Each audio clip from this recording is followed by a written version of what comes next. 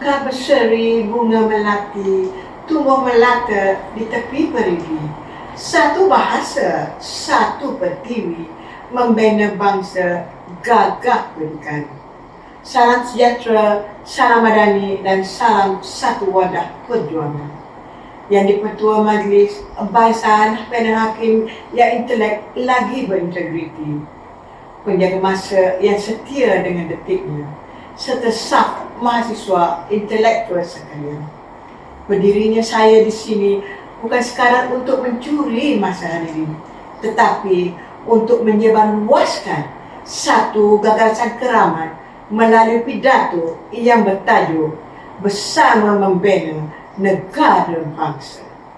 Hadirin sekalian, secara konsepnya, negara bangsa merujuk kepada sebuah entiti politik berdaulat di mana seluruh rakyatnya mempunyai ikatan identiti nasional yang kuat, berkongsi nilai, bahasa kebangsaan serta mempunyai kesetiaan yang tidak berbelah bagi kepada tanah air.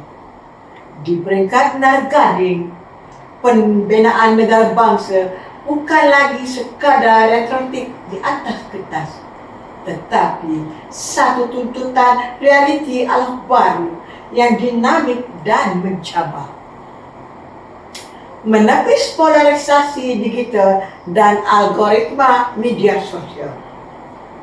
Para hadirin sekalian, cabaran terbesar pembinaan negara bangsa hari ini bukan secara fizikal, bukan perang fizikal, tetapi perang persepsi di ruang cyber. Algoritma media sosial hari ini cenderung membina echo chamber atau ruang gema yang menghasilkan kita mengikut kelompok kaum, agama dan ideologi politik. Mahasiswa tidak boleh menjadi hamba kepada naratif berbau kebencian. Kita mesti menjadi penebat kepada polarisasi digital dengan menyebarkan fakta, memupuk literasi media dan menggunakan platform digital untuk menyatukan, bukan memecahkan.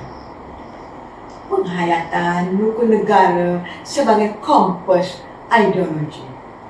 Rukun negara bukan sekadar hafalan zaman persekolahan. Ia adalah benteng ideologi kita. Apabila kita menghayati keluhuran perlembagaan dan kedaulatan undang-undang, tiada ruang akan diberikan kepada pihak yang cuba memanipulasikan sentimen demi kepentingan sempit. Pemimpin tersohor Nelson Mandela pernah berkata, "Education is the most powerful weapon which you can use to change the world." Maka gunakanlah ilmu universiti untuk mempertahankan prinsip ini dari dirobek oleh fahaman pelampau. Bahasa Melayu sebagai wahana ilmu dan citra negara. Bahasa Melayu adalah instrumen penyatuan yang telah termaktub dalam Perkara 153 Perlembagaan Persekutuan.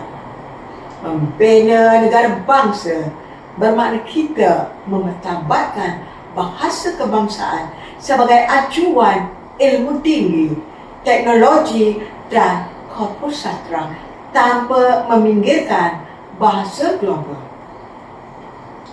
Di era kecerdasan buatan AI hari ini, mahasiswa bertanggungjawab memastikan bahasa kebangsaan kita tersubur dan tidak lenyap dalam arus ketatanegaraan digital dunia.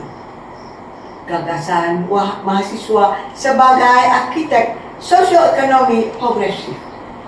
Tugas membina negara bangsa menuntut mahasiswa menjadi pemikir kritis yang memacu ekonomi berimpak tinggi. Kita perlu merapatkan jurang sosioekonomi antara wilayah dan kaum melalui inovasi dan khidmat masyarakat. Negara bangsa yang kuat tidak lahir dari masyarakat yang pasif, tetapi daripada modal insan yang celik teknologi, berintegriti tinggi dan mempunyai empati sosial yang mendalam terhadap masyarakat mahir.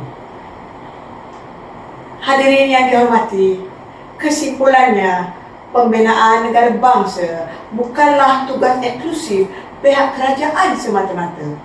Ia adalah tanggungjawab kolektif, sebuah kontrak sosial yang diperbarui setiap hari melalui tindakan, tutur kata dan dasar pemikiran kita semua. Pohon beringin tempat bertemu, saling berteduh si anak dara. Gandingan pemimpin, mahasiswa dan ilmu, paksi kukuh membina negara. Mari kita runtuhkan tembok prasangka, kita bina jambatan perpaduan. Bersama kita membina negara bangsa. Sekian, terima kasih.